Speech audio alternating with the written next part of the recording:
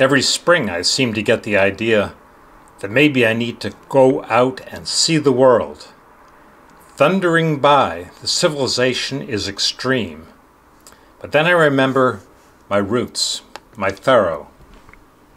When the spring stirs my blood with the instinct to travel, I can get enough gravel on the old Marlborough Road.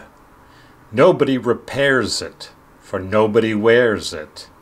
It is a living way, as the Christians say. What is it? What is it? But a direction out there, and the bare possibility of going somewhere. Great guideboards of stone, but travelers none. Cenotaphs of the towns named on their crowns.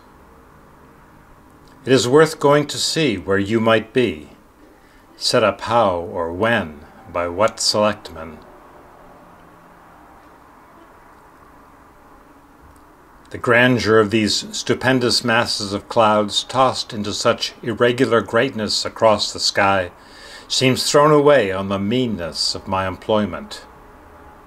The drapery seems altogether too rich for such poor acting. Back to the old travel. Look at it. You wouldn't believe it. It goes on forever. We are in it now.